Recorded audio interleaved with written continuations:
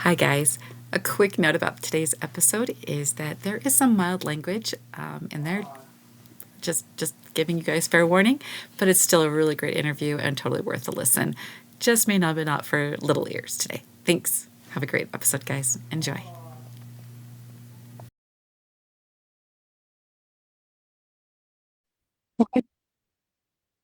All right. Welcome today, everyone, to Roundy's Rants, Raves and Reviews. I am joined here with my son-in-law, Jordan Core. And I'm so excited because he's a writer. He's also done lots of other things. And I'm excited to have him help share his story and rant about a few things.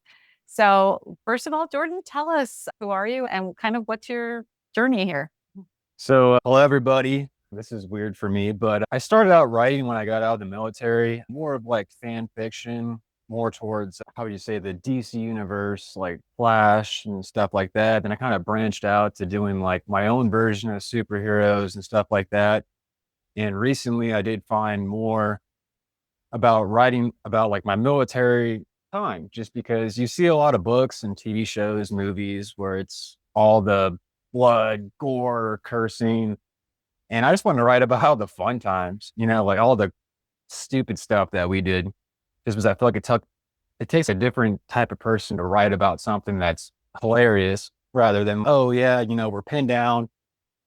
No, I'm writing about stuff that people would sit there and be like, really? Like people in the military do that kind of stuff? Yeah, we're still people. That's true, right? It's like you're human just like the rest of Yeah. us. And sometimes it even takes the humor to go through the hard times and the things that are going on that way and stuff. So Well, I've noticed a lot of people like with active duty, it's usually dark humor. So like you'll make a lot of dark humor jokes, especially when you're in a bad situation, just to make it through, to kind of make it easier on your psyche, your mental status. You're going through like probably one of the worst times in your life, but if you make a couple of jokes here and there with some of the guys or gals, it's just a lot easier to make it through, deployments, standing duty, standing watch, going through these tough times away from family. Sometimes you don't have the best of food, sleeping in a trench. It just depends on where you're at. Well, so you started out, so you grew up in California. Correct. Bay Area. And Bay Area and some of this. And then did you join the military straight out of high school or what did you do? So that one's a little bit jacked up. So basically, well, it's a funny story in hindsight. Okay, But at the time, funny. so I was hanging out with the wrong group of people. I graduated high school. I did AP psychology. Like I was smart. It's just I was kind of lazy with it. I did a year at college, flunked out. My dad actually ended up kicking me out of the house, and I was living with my ex-wife's grandparents. Tried to join the Air Force originally, ended up joining the Navy in, what was it, April 1st of 2014. And at that point, I was a deckhand with no job. It's called undesignated, so like you don't have an actual rate like how John does or Josh. It's more of like you being like the lowest of the low. Like sucks to suck. Have fun painting. Have fun sweeping. Have fun mopping. So you're swabbing the deck. Yeah, swap and peeling the potatoes. Yep. Well, no, that's more the CS. I did that one. That's called cranking. I did 90 days with that, which had me working in the wardroom, where the wardroom is the officer's mess. Right. Yeah. So I did that for 2 years on board the USS New Orleans in San Diego. Oh, wow. So with that, I imagine even if you're the lowest of the low and swabbing the deck, Yeah, you still got to go with the people where they went and see a lot of places and to do a lot of things. Where are some of the places you've been and experiences you've had? when I was on the ship, my favorite place was Mexico, just because it was right there. TJ, I was underage. I was able to all you had to do was just leave your CAT card, your ID card, and then go down there and, 19, 20 years old, going down there and just getting gassed up. That's all you want to do is when like a lower enlisted personnel, that's all you want to do is just go have a few drinks somewhere. Like you didn't care where you went. It could have been like the most shadiest place in town. If they serve you, we're going. Happy. Yeah, we're going to be happy about it. But no, I've been to a lot of different countries. I've done a lot of cool stuff in the midst of writing this book. You're not going to like the titles. I know how much you don't like swearing, but it's okay. We'll forgive. Please forgive me. It's called Shitbag with a Bad Reputation. Only because we did especially with myself, we did a lot of shiesty things. Shiesty meaning like not Kosher. not in raids per Not se. regulated or condoned in any way, shape, or form. Yeah, I'm glad this is 10 years later because I don't want to get court-martialed. And if I do, I've already told your daughter, like, hey, like, just send me to a military prison. Like, I'll have a blast there. You'll be with your people. Yeah, I'll be with them. We can hang out, you know, try to bootleg some moonshine or something. We'll figure it out. Tell us more stories. It's Yeah. amazing. So what's some other places you've been then? So one of the biggest ones I went to that probably has the most effect on me is probably North Africa. That was Djibouti, Africa, and that's Camp Lanier. And so it's a joint base, and we worked with Marines, Air Force, Army, and, you know, we were sleeping in Connex boxes, literal like you see them like the cargo boxes. Okay. Yeah, it sucked. Well, no, I had a lot of people ship me stuff, like they're called care packages. And a lot of them was bottles of Listerine, which to everyone's naked eye looks like, okay, like it's mouthwash. But no, we were resealing it and it was with vodka. Oh no. And the blue dye. And so we do that, send it over, and that was our currency. It was just like, hey, you know, I don't want to do this. Here's this bottle, take over, please. Oh wow. So it was like living in prison. Kind of. You know what's actually funny you mentioned that is the fact is that when I was on the boat, we would get food sent to us that were from prisons. Oh gosh. Because it wasn't edible for the prisoners to eat, but yet they give it to the active duty military personnel. Wow. And so you're sitting there looking at metallic steak and this chicken cordon bleu we would call hamsters. Oh, so that's what it looked like, but it's full of fried hamsters. Oh my God, that's horrible. Oh yeah, people say, "Oh, aren't you so happy you're in the military?" And I'm like, "Yeah, but you're getting paid crap money, crap medical, crap food, living in a Connex box, and getting food that's not even good enough for prisoners." Yeah, pretty much. Yeah, I'd be shipping in Listerine bottles too.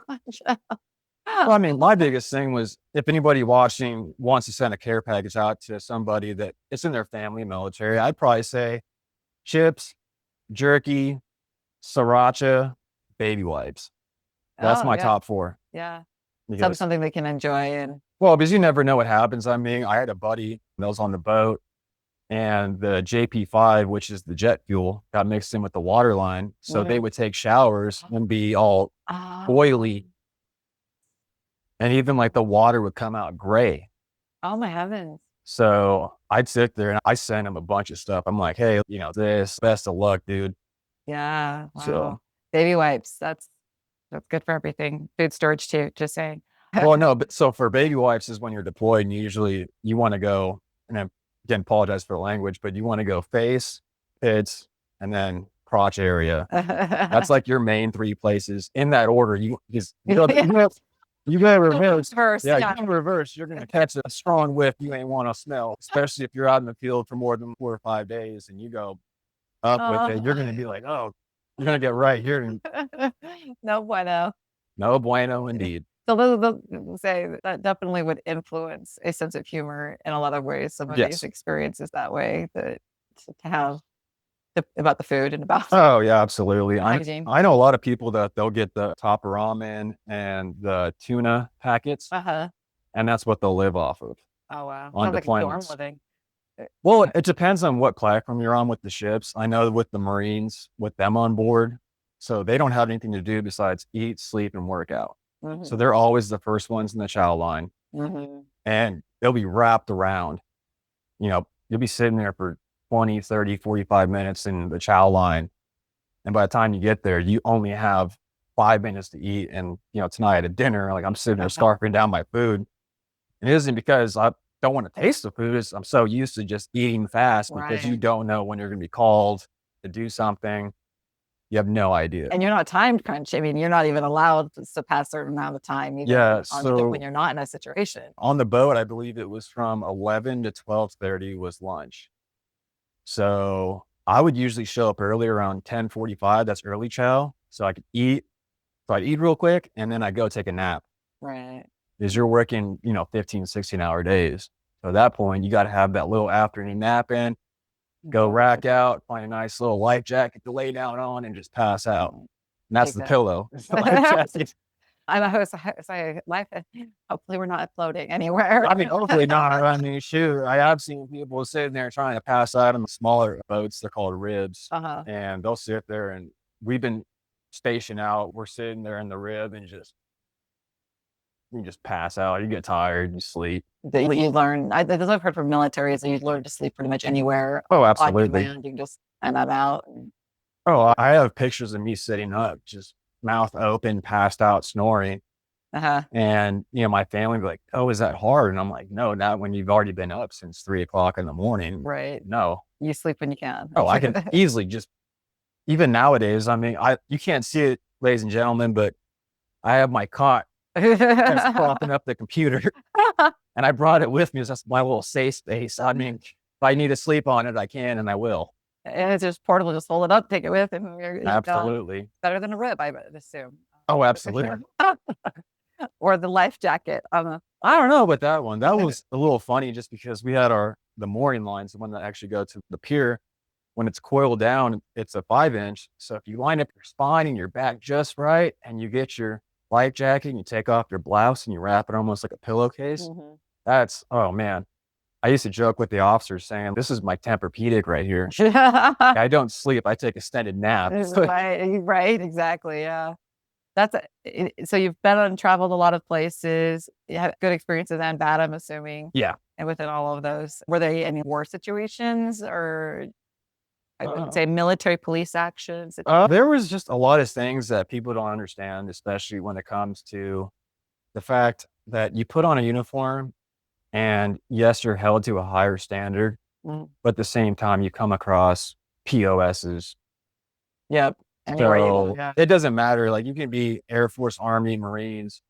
Like one of the biggest ones we had was probably from Lemoore, was a constant person that we would get calls about for domestic violence.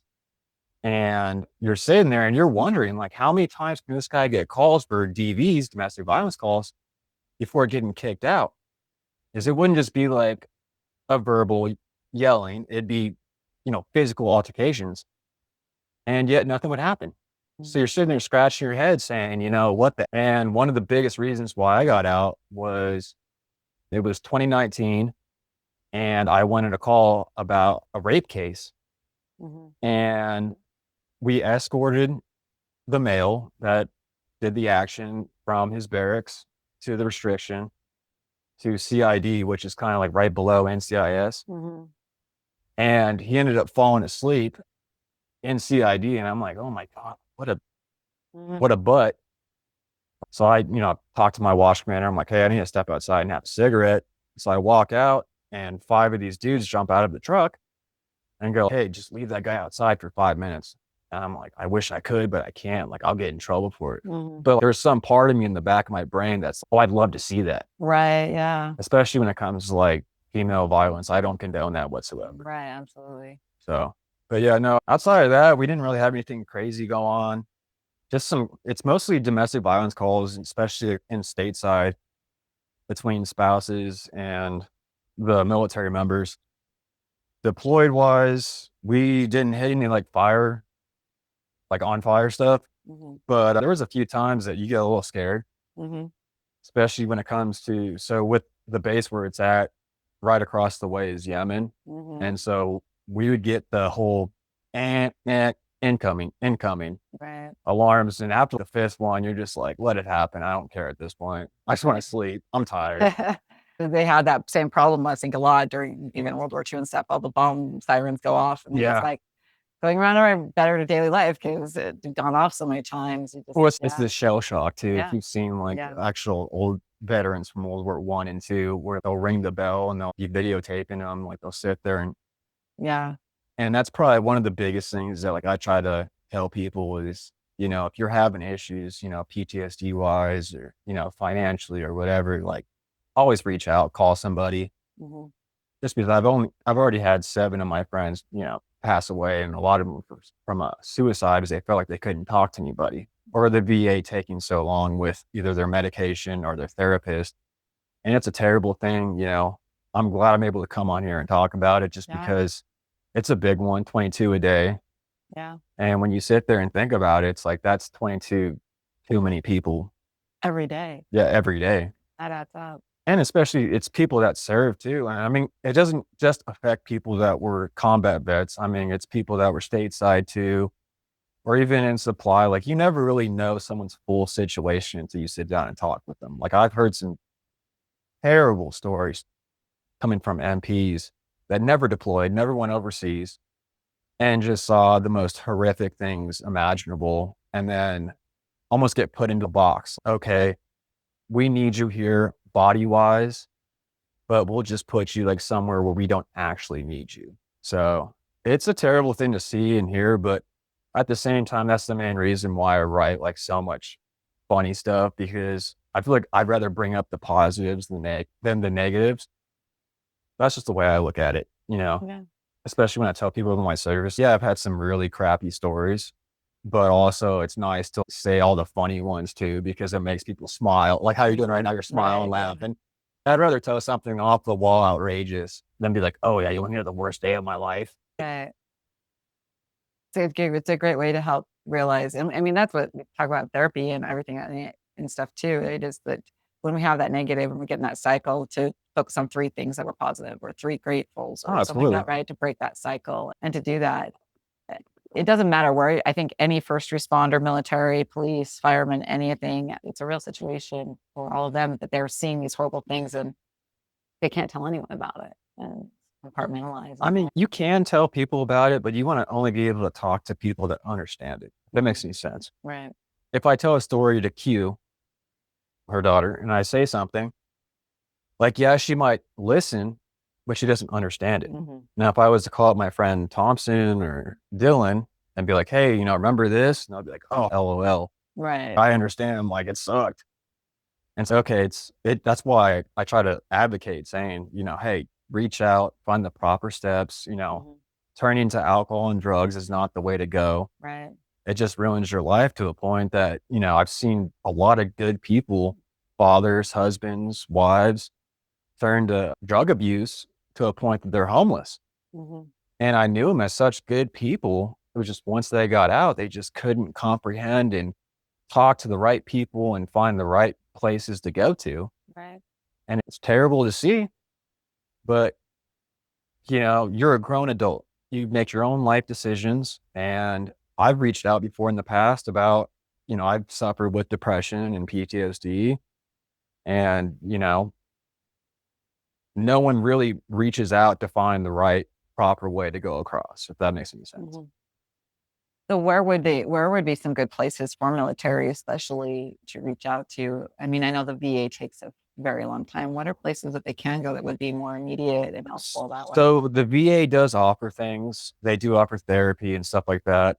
I want to say it's 998 is something you can text message for a mental health crisis. 988, yeah. I would also really suggest reaching out to people that you served with, just because I have sitting there on both me making the call and me receiving the call for, half an hour, 45, an hour long, and just letting them vent. Okay, like I've had a tough day, this happened, X, Y, and Z. This doesn't make any sense to me. And just, all right, cool, go ahead and vent. I'd rather have you vent to me for an hour than me having to go to your funeral. Absolutely.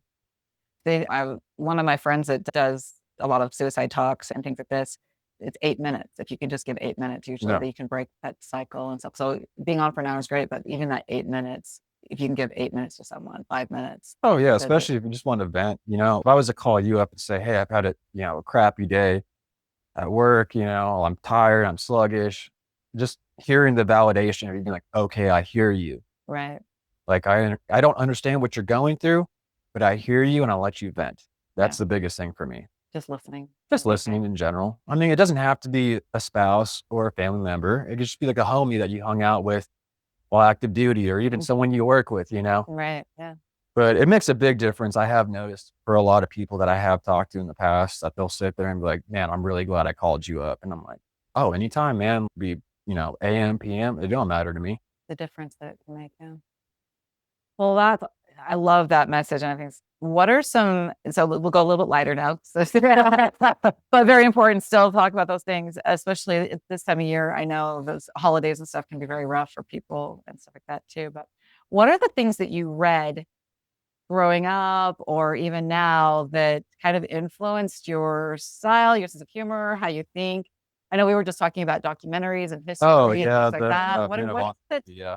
What kind of books or things do you read or did you read? So you said, did you read it? I don't read that often. I think, You I know know, that. I feel like you know that I too. think we've talked about that, yeah. But Uh, and I know because high school you were very smart, so you had yeah, an AP Psych. You were definitely yeah. reading.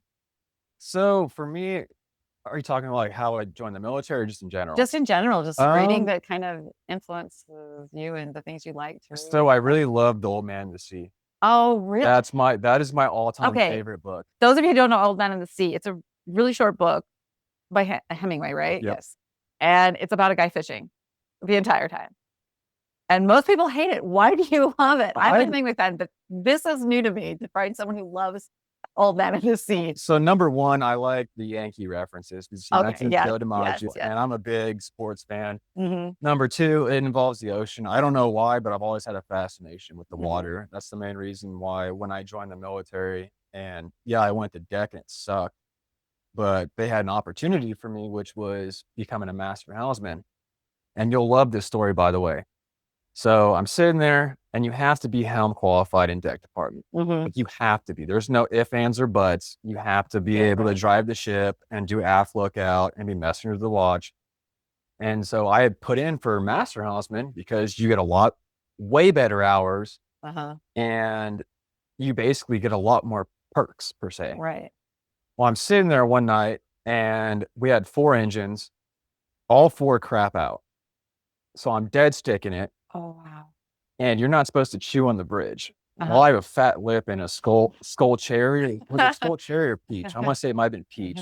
I got this fat lip in, so I got my chew bottles in my back pocket, and right behind me is a telephone to CCS, Central Control Station. So I'm talking to them, I'm dead sticking and spitting at the same time. And it's probably close to like midnight-ish. And I didn't hear the CO walk in. So the commanding officer walks in, sees me for 5 minutes, dead sticking, spitting, talking. We finally get all 4 back engines go up. And I just hear, "Hey, what's up, boats?" And I turn around, and he's a taller white guy. And I look at him. I was like, "Sir?" He goes, "You're doing all that with the chew in your mouth?" "Yes, sir." And then just walked away. So I already know, like, I'm screwed the next day. So I go to formation. We're sitting there.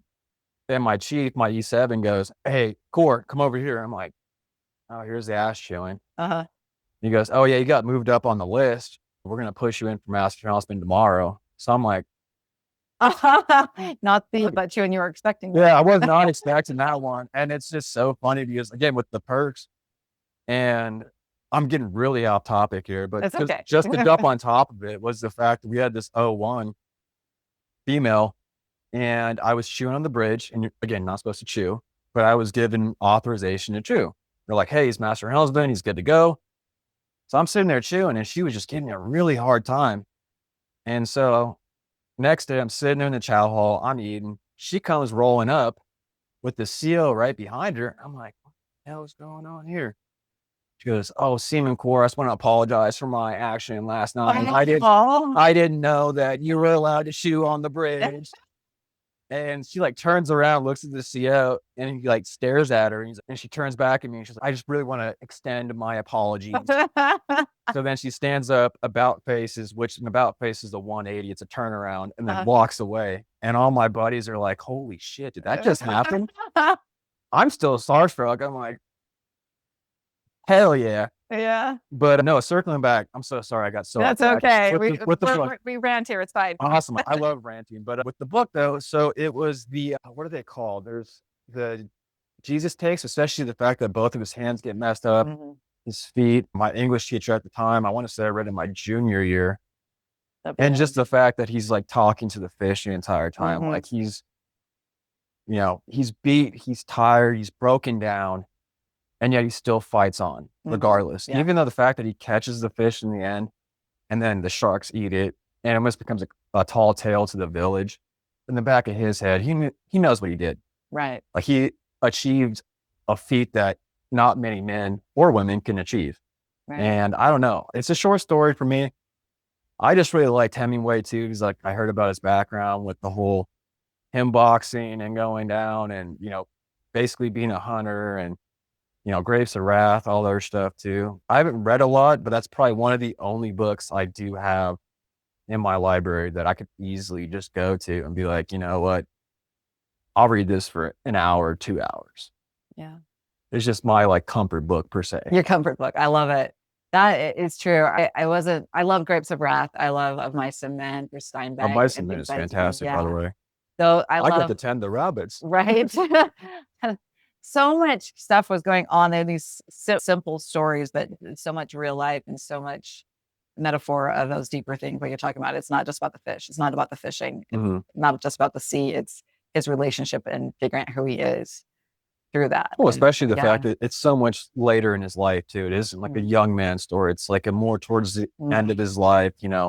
He's done what he wanted to do, and now he's sitting there fighting his biggest fight of his life, and he's not giving up. He's not pushing over, saying, I'll cut the line or whatever. No, I'm sticking it out to the end. Right. And that's what I love is just the good fight, to fight the good fight. That perseverance through it. I love that. So so your stories that are humorous and about things, but what is it that I read some of his stories and they're very fun, but they're like little snippets of stories and they're what we would call a vignette. Like it's a moment of a story, but it's not the whole story. And I've told you what about them. Yeah. I want the whole thing, right? Yes. I'm like, I want the whole story, but tell us some of your stories about then? What are you writing about in your Would you like me to jump into a particular one? Whichever is there not one that you have a favorite? I did send you some. I know you did, and I love all of them. One of them was the one where he becomes a priest. And you're talking about my fiction ones. I thought you were talking about my actual milk. Well, no, those ones too. But and then there's your real ones too. But I see some similarities between the two and stuff like that. But just in general, what are some of your real stories, your fiction stories? What are you writing about in these stories besides the humorous? What are the stories about themselves? So with the more fiction stories, the two main ones that I'm probably the proudest of is my Apollo one and the priest one that you like. That one's more towards, you kind of see in the intro where it talks about like the military stuff, and then it shows him coming back and becoming a drug addict, and then eventually falling to like the fatherhood, and then the zombie apocalypse takes over. I like that one personally just because it hits home a little bit, because not a lot of people see like when you come back from being deployed, like we might not have physical scars. It's more of emotional and mental scars. Yeah. And again, that's why I circle back with the whole talking to somebody and whatnot. That one actually came to me because of the song. Oh, really? It's a song. Shoot, I have to look it up. But yeah, it was a country song that I heard, and my buddy Thompson told me I should write and extend on it, which I did.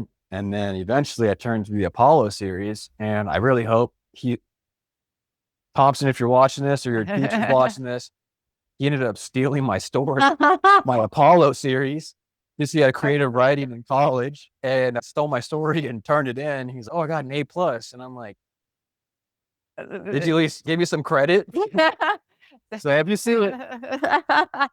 Don't fail him now. Yeah, but it's too late. Sorry, it's too late. More towards like the fictitious, or not fiction, the nonfiction, funny stories. I just want to write about that just because when you're sitting there and you're just, tired, exhausted, like you don't want to be there anymore. It's just a little fun story would just raise your spirits tenfold. I've sat there and, I've had every conversation from, who's hotter, Jessica Alba or Jessica Biel, down to what happens if there's a gate runner, or what happens if, World War III breaks out, or, we've had all these deep conversations, and you really get connected with the personnel that you're standing post with, that it's like, all right, cool. Yeah, we're not related, but I die for this. Right. All through the story. Like, is there a favorite story that you have that you've been have written or you're going to write in your story as you're writing it? I'd probably say one of my favorite ones. Oh, shoot. I got to think now. One of my favorite ones. Oh, shoot. So there was this one time I was a patrolman in Lemoore, and we get a call for a loud noise complaint. We get there and there's two guys in the backyard, and the fence isn't that tall. It's about yay tall. And they're crying. And so I shot my flashlight over and I'm like, what the F? They're like, oh, we've been drinking since last night. We're like, all right, cool. So we separate the people. Uh-huh. And the one that actually lived in the home was more sober than the other dude. We get the other dude in the back seat of the car. We're like, hey, of the unit. And we're like, hey, we got to take you in. Your tank man come pick you up. And he's sitting there and he's just swaying. He's like, you know what, mustache guy? You're cool. And I'm like, thanks, man. He goes, yeah, but fuck you. Oh, And I'm like, I thought we were connected. I thought we were friends. And yeah, we ended up taking him back to the station and he just completely wigged out. And wigging out is like freaking out, right? And he just starts dropping like every racial slur underneath the sun. oh, wow. Yeah, like you name it, from the N bomb to, dyke and whatnot. It was insane, to a point that he ended up actually getting kicked out Oh, for it. wow. Okay. Yeah, because we were recording them the entire time and he got kicked Oh. out for that one. My second favorite one would probably be, and I'll tell your daughter this, because she brings me sour cream and onion Pringles. And I'll look at her and just give her the dirtiest look. She knows why I don't mess with that stuff. She knows what they mean. Yeah, so we were on patrol, and usually we had 4 people in our convoy, and this is in our Humvee, which if you've ever been in a Humvee, if you go anything over 55 miles an hour, it's like re-entering the atmosphere. Mhm. You're Right. Yeah. shaking. Well, we never really had females, and so when we did, usually you tell them to use the restroom, use the head before you dip out outside the wire. Well, she didn't. And I got to use the bathroom. We're 30 mics out from the base. I'm like, hey, like, you might have to pee outside, which for a female, like, it's understandable. Like, they don't want to do that stuff. So I'm sitting there looking around, and it was a can of sour cream and onion Pringles my grandma sent me Mhm. that I had been waiting for weeks. Oh, And remember those care packages? Yeah, Yep. packages. And I ended up dumping out half a sleeve on my lap and giving it to her. So she's in the back peeing inside my can. So I just have half a sleeve sitting on my lap. And I was so mad. Like, that happened almost 10 years ago. And I still think about it constantly. Like, brings back the memories of I just want to enjoy my chips, and I couldn't even do that. Now you look at the chips and all you think about is that. You can't even enjoy them now still. Oh, even now, like, it's in the front seat of my car. It's in the passenger seat on the floorboard. And I'm just like looking at it like, oh man, I hope you don't get pissed into. Well, the long road trip, hopefully Quimby won't have to use it herself, right? No, I mean, she takes the larger punch anyways. I think she's taking the next drive tomorrow to St. George. So that's like a 3-hour punch. Yeah. But she's learned to hold it well. yeah, Yeah. that's usually one of the main ones. It's mostly just that one and my buddy trying to quit smoking. So he's eating the MRE gum and shitting his brains out. And actually, here's a fun one. It wasn't in my book. Not yet, at least. I want to write this one in. So we were doing 50 cal training. And with those ones, you do bursts. And you have a little orange ball out there in the ocean. And you're wearing like a Delta helmet. My buddy Rossiter, we used to call him Rooster because he had stupid long hair on the top. Uh-huh. So Rooster's out there shooting, bang. He gets the little tap ahead. Well, as he's going to fire, a little dolphin comes out of the water and starts playing with, it's going the worst way you can think of imaginable. Starts playing with that little orange ball, pink mist. Oh no. And the thing is about being in the Navy is you have to actually take in marine life NKO class, which is like manatees, dolphins, jellyfish, whales. Like, you're supposed to know about this stuff because a lot of them are tagged through PETA. Right. So if you hit something or shoot something, PETA is automatically notified, on your butt. So I'm sitting there, they're doing ceasefire. I'm like, did that just happen? That thing just went. Oh. So he ends up going to the CO. Nothing bad happened to anybody there, but at the same time, like, that was also our second incident that we had within a month. The first incident was because of me, unfortunately. I was driving the boat and we have the officer of the deck and the conning officer. And the conning officer is usually the O1. Officer of the deck is usually like the E7, more experienced. Mm-hmm. And the main reason for the conning officer is kind of like get a little bit of feel of, okay, cool, like hard right rudder, go to degree 0630, whatever, not. And we saw this pod not pack, pod of whales. Right. And there's about 6 or 7 of them. And then just one of them just starts to go Oh no. veer off to the right. And she's got her binos and she's looking. She's, oh my God, the whales. And then all of a sudden she's like, hard right rudder, hard right rudder. So and the wheel's not that big. It's about yay big. So I'm just trying to whip it. And we're 7 decks above the hole. And if you listen real close, because it got real quiet on the bridge, it just went. Think. And I'm like, I just hit a whale. Oh. So I sit there and I'm like, crap. Like, we go to the CO, explain what happened. He's just, yeah, just be prepared just in case you might have to get some kind of punishment. And I'm just like, shit. Thanks. When you couldn't even see him, it's Oh, plus you're sitting back. I mean, you're sitting that far back, and not a lot of people notice, but on the bridge, I'd probably say from where I'm sitting to maybe by the windows, like where the window would be for the bridge, so maybe 6 feet out. So you can't really see what's going on in the water. You're mostly relying on your content officer to tell you speeds, direction, where to go with your rudder. right. So You're mostly seeing deck and everything. you're yeah. mostly just hanging out. I mean, I'd sit there, and that's the main reason why I was chewing so much, because I had nothing else better to do for that hour. It was just hang out and just You just drive the boat. just drive the boat. Go where they tell you. Pretty much. It's like driving blind. Kind of. Actually, I'm thinking about, yeah. So that takes a lot of faith in people and trust to have them directing you, because you don't know where they're taking you. You hope they're taking you the right way.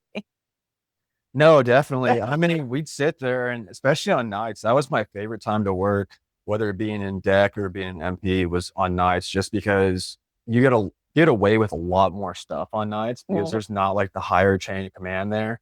Right. So you can screw around more and do dumb shit just because there's nobody around to tell you no or yell at you or write you up. So you're just like, all right, cool. I'm gonna go smoke a cigarette and, portside. We're supposed to be driving the boat. So there's just an empty wheel sitting there. You're just on the side, just smoking a cigarette. It's not going to go very far, very fast, right? I mean, at the time, realistically, we're probably doing about 5 knots. It's a lot easier to turn when you're going faster. When you're going slower like that, especially like 5 knots and under, you're probably like, you're gonna have to whip it a lot harder. You're going like 15 knots, it'd be a lot easier to probably turn. It would be to go slower. It's kind of like when you're driving, if you're driving slow, you're sitting there, it takes like a hot minute, but if you're hauling butt and you just, yeah. So same concept. Right. Exactly. Just open ocean and no stop signs. Hey, you can only hit a whale out there. Well, I'm just saying, I tell people that, and they're like, what were you thinking? I was like, I wasn't thinking. I was just hanging out, my own business. I was following orders from the con. That was all I could do, right? I blame her. She's the one who had the eye. It's hilarious. You can always tell which officers are the screw up ones, because I did teach Q this. It was port to starboard. So do you know what port to starboard is? Yeah. So port's on your left, LEFT, PORT, red. Port is a red wine. That's how I learned it. I had an alcoholic mom, so that makes sense. Is it right? It's over. Yeah.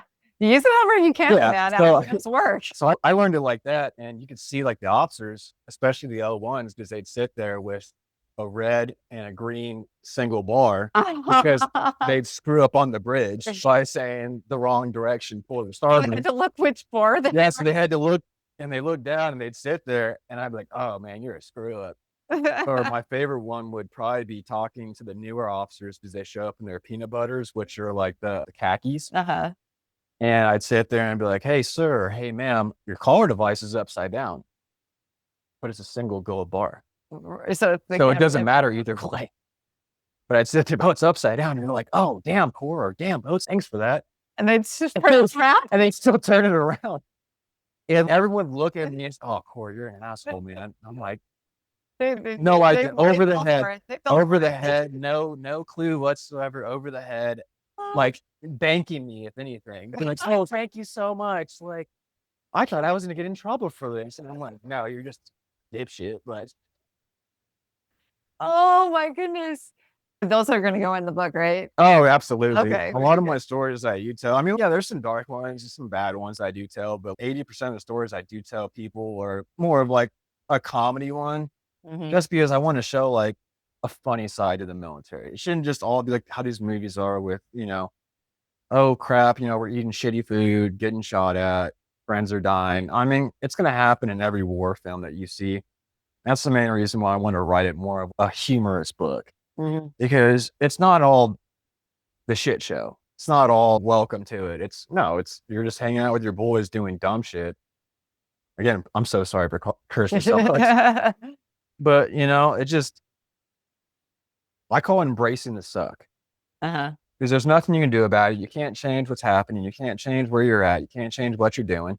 So at that point, just embrace the suck. It's going to happen. You're going to have some good stories with your boys to tell. I mean, I still talk about stories that happened, 5, 6, 7 years ago that I hadn't thought of in a hot minute. Then all of a sudden, like I'll hear, someone's name or a location, and I'll be like, oh crap, remember this one time? And they're like, yeah, like I remember it. Yeah.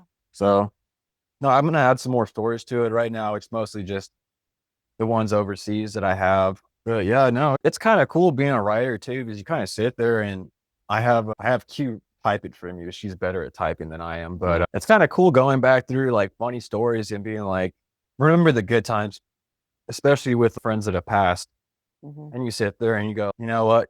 It's almost like you're remembering them as you're also writing too. And it's a good,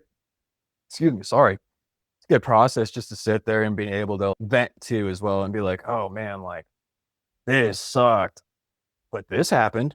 Right. Yeah. So I like it. It's cool. It keeps them alive in a way too for Absolutely. It does. I mean, I do have a tattoo with Roman numeral 7 for friends that have passed. And that keeps them alive as well, but at the same time, it also keeps their memory alive when you're talking about them as well, either to their family or to other teammates or whatnot, and saying, hey, remember that one time X, Y, and Z happened? Oh yeah, that sucked. But here's the funny story.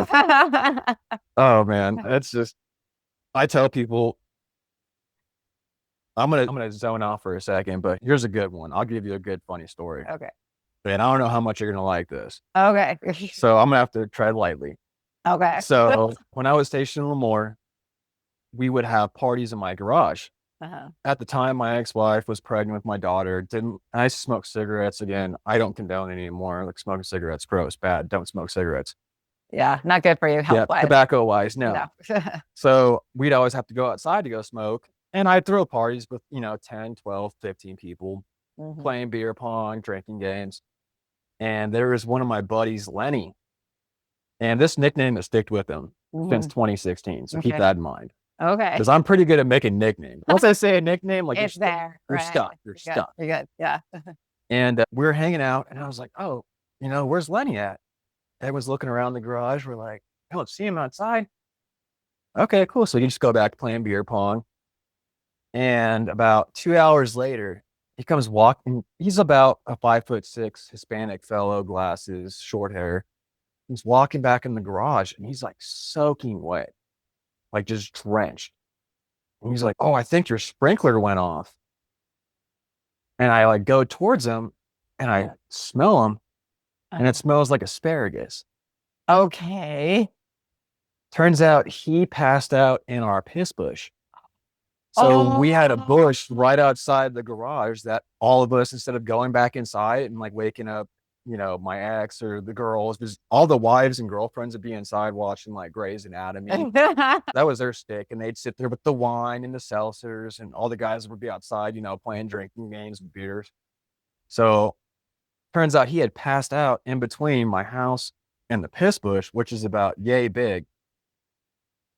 And he goes, yeah, man, your sprinkler set, it went off and I'm soaked right now. I give him like a quick little, I was like, oh my God, dude, where'd you pass out? He goes, oh, this bush over here. I'm like, that's the piss bush. So from that point on, his name was Piss Bush Lenny. Oh gosh. And that name stuck with him. And now he's actually an instructor down in Texas. Oh, so, and hopefully he doesn't. Oh, I'd mentioned it. I called him on his birthday and said, hey, I said, what's up, Piss Bush? How you doing? He's like, F you, dude. I'm not letting that. I'm not letting it slide. I felt bad at all about it. I mean, no one felt bad. No one said, oh my gosh, I'm so sorry. Here's a towel. They were just like, hey, you passed out in the piss bush. Yucky. Like it was his fault. Oh my goodness. So you're working on this book, and hopefully we'll have it. And I know I've told you I'll help you get it published when you Oh, I get it hope ready, so. like that. I think it's a good story for people to have out there. I just want to like show like the funny side. Like, not everything is the worst situation possible. Like, I will say Lemoore was probably the crappiest time of my life. And yes, I did drink too much when I was down there. And yes, I was depressed. But I feel like it would have been a lot worse if I didn't have the people I was there with Right. and being able to talk to them Mhm. and say, even have them come over for a drink or for dinner and saying, oh, this last shift sucked. Working 15 hours. I saw X, Y, and Z. But being able to talk with certain people not recharges the batteries, but kind of like restarts the brain, just keeps you like more mentally stable instead of just going down the rabbit hole and just solely rely on alcohol Right. as a vice, Right. Yeah. So I have seen that happen too, is, people, especially with PTSD, like they'll sit there and they'll rely on alcohol because they almost feel like they can't talk to other people. Right. Being able to talk to their mom, their dad, their brother, their sister, their wife, their husband. Yeah. And at one point I was feeling like that. And it does suck. At the same time, I just want to show that there's also funny stuff to happen in the shittier times. Yeah. It could always be a lot worse. And I'll say that to everybody. It can always be worse with where you're stationed, what you're doing, who you're working with. It could always be worse. And that's the way I look at life. My outcome is it's raining. Oh no. Okay. Well, I could be, burning a pile of crap and stirring it like that Jarhead movie, but Right. I ain't there doing that. Yeah. But yeah, no, I do want to add on to a lot of my stuff. I only did, I think, 4 of my short stories. Yeah. I do want to add some more to it, probably more from the boat and the more from the more stories, just because all 3 parts of my life were way different. Because I was a young man in San Diego on the boat to going on this deployment, which I had no idea about, and then getting to Lemoore and being a dad and being more in a law enforcement personnel of having to deal with everything from a speeding ticket to freaking finding a dead body in housing. Wow. Yeah. It messes with your psyche after a while. Yeah. Like it drains a lot of people, especially that I've seen that have gotten out of Lemoore. I knew this one guy that was an E6, did 18 years and got out right when COVID was big. Mm-hmm. So instead of just punching out those last 2 years, he just Came out. bailed out and moved to Canada of all freaking places. But he was a weirdo anyways. He had like a worm farm. He was a weirdo dude. Yeah. Well, that's awesome. I can't wait to help and see where these stories come. I think that anything that helps you write for yourself. And then if it helps other people, even better. Right. And I know in the last couple of years I've known you, I've seen a lot of growth already and enjoyed the stories. And I'm hoping he'll get it because he's a really good writer, you guys. So hopefully we can get these stories out to you guys. But I've loved talking with you. I've loved being here and just shooting the crap with you, honestly, because it's just, again, it's nice to talk about. I mean, outside the stories. I'm actually kind of surprised with the question of which one's my favorite book type of stuff, because not a lot of people know that about me because I haven't actually read a book in years. But, those things influence us, even if we don't realize it. And when we think about that, like you talked about, it had a huge influence on you. Oh, yeah. And it's something that you could still learn from and do. And your books hopefully will then become something for someone too that they will be able to rely on and give them that inspiration and things too. So we never know the strength of our reach. So I just want to expand a little bit more like on my books. That's my only issue is I usually do the 5-parter. And that's, I think, what was it? The priest one that you were like, oh yeah, it needs to be longer. I need you to elaborate. I want to know more. You want to know more? I was very detailistic about it too. That was what's funny that when you texted me and said, or you messaged me and, oh, I want to know more. I'm like, I gave you like pretty like good details. You guys, it's so good. I want to know more. That's how good it was. So yeah. I got to ask you then. So what's one of your favorite parts from one of my books that I've sent you? Because I have sent you multiple ones. Oh God. See, now you're going to put in the spot. Oh, it's been a minute since I've read most of them, but like I said, the priest one is my favorite one because when he goes in to save the girl, I'm a Les Mis fan, and it had Les Mis vibes for me. Okay. And you probably don't. Do you know Les Mis? I do not know. Yeah. And that's the thing is it had this redemption quality where he is redeeming himself. He becomes So in Les Miserables, he's a criminal because Okay. he stole a loaf of bread to save his family, and then he gets put away, and then he tries to escape. He's put away again. Okay. And he goes in, and he's taken in by a priest Mhm. who feeds him everything, and then he steals from the priest and runs away, and he's caught, and he's brought back, and the priest says, "No, I gave it to you. Now make a good life out of it." Hmm. And he gets him out, and so he renames himself, and he revents himself, and he redeems himself, and then he rescues another little girl to save her from poverty and a horrible life. And throughout it all, he's redeemed himself. But the cop there's only justice, and there's only this way of life. But he doesn't see this redemption that you can't be a good person once you've done something bad, no matter what. And your priest, when he'd done all these things and that redemption thing, I'm a sucker for redemption stories. Wait, so is it, hold on, because there's two parts to that redemption story. There was the first part when the people broke in for the food, and there was a second one after she gets kidnapped. Kidnapped. Is that the one, the both? Yeah. Both? Yes. Yes. I don't know, because I feel like that kidnapped one was a lot better, where he's just pissed off. To me, it's the redemption quality of both of it, that he's just that person now. Yeah. And that he's so willing to put himself on the line and changed. It's literally changed who he was to become this better person. And like I say, of Mice and Men and those types of stories, I'm all about those redemptions, that we can do the right thing no matter what. And here he is doing the right thing, even though it's killing a whole bunch of people. It's not PG, I will say that. It's not, but it's so, the beauty, and your writing is so powerful too. The descriptions you have, the way that you bring us into the story and what's going on, it just sucked me right in. And I was like, and then I'm like, okay, I want to know what happened between here. And now I want to know what happened between here and here, because I was like, I will jump into detail for you. Just for you, Mom. I'll do that for you. See, I'm rooting for y'all. Yeah. Get his story. But no, so basically the story is about this guy, previous Marine, sees some jacked up stuff happen to him, comes back to the States, turns towards drugs as his vice, finally sobers up as he comes to a church. And a zombie apocalypse happens. Not so much like a Walking Dead scenario. There isn't like a lot of zombie play that I'm thinking about it. I didn't mention zombies at all. Not really, no. More like an apocalypse, I guess. Yeah. But he basically becomes the protector of one of the nuns, and he'll go to whatever extent to protect her. And a lot of my stories that I write, I kill off the hero in the end. I can't help myself. I don't believe it's kind of a cool, good thing, because I don't believe in sequels. I don't believe there is no good sequel out there that I'm like, oh my God, like off the top of my head, oh my God, it's way better than original. No, I'll close the loop. Right. You know, you've had a good run. But it's okay for heroes to die, right? Because sometimes, well, especially he's doing the right thing in the end of it too. I mean, he's coming after a guy that's, imprisoning people. Yeah. And treating it like he's the overlord of the little installation. Yeah. And shoot, I'm gonna have to go back and reread it myself now I'm thinking about it. Yeah. But I just love the whole, no matter what story it is, usually in the end, it's the good person triumphing. Yes, he does pass away and die, but at the end, he makes the world a better place as he leaves. And that's like missed to me, because he dies in the end too. Yep. So it's that like, one, everything. You now need to, which she should show you, Lynn, is it's a short version. I'm gonna have to watch it or read it or whatever. The book is like really, really long. It's not Old Man in the Sea. Okay. But the musical version, you get a very shortened, condensed version of Jean Valjean's story. But in the actual book, it's like the whole first 8 chapters is about the priest and Jean Valjean. But all of the stories, the characters who end up dying, the characters who end up coming out of it, actually their redemptive stories are so beautiful. And I think that's why I loved your story so much.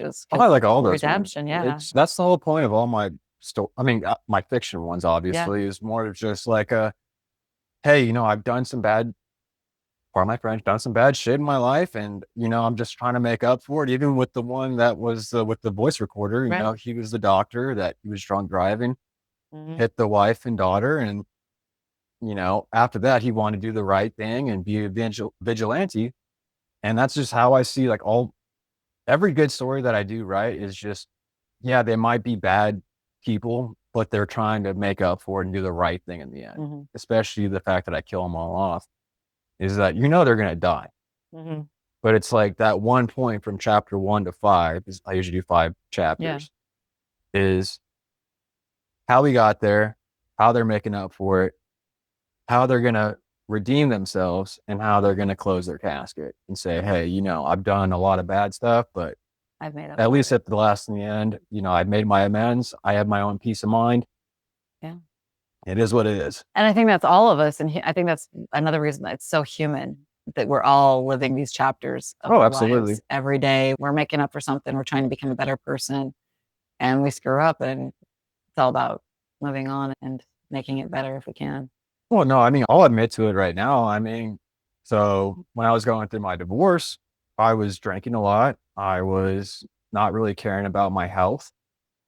I was on a phone call one night with Victoria and Josh, her son and daughter-in-law, and that's when Q showed up, my fiance, and said, "Oh, he's cute." We started talking. I started eating better, drinking a lot less. I mean, I was drinking wine, liquor, beer, and now I'm just, drinking beer.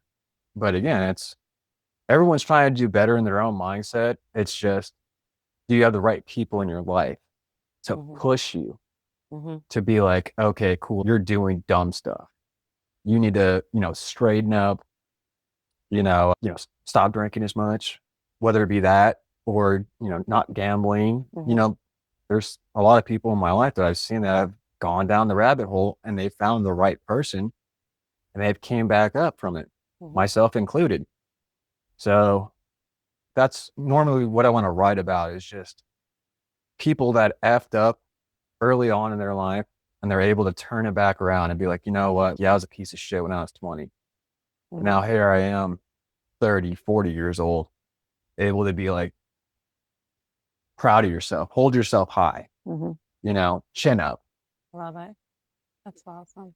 So I'm glad for being on this podcast. This is cool. I love a good talk and love to shoot the shit. So I loved being here, getting to know him better, because we've talked about some of these things before, but there's some new things I've learned from you as well today. And I'm excited that you're opening up and being vulnerable and sharing that with us. Thank you. Thank you.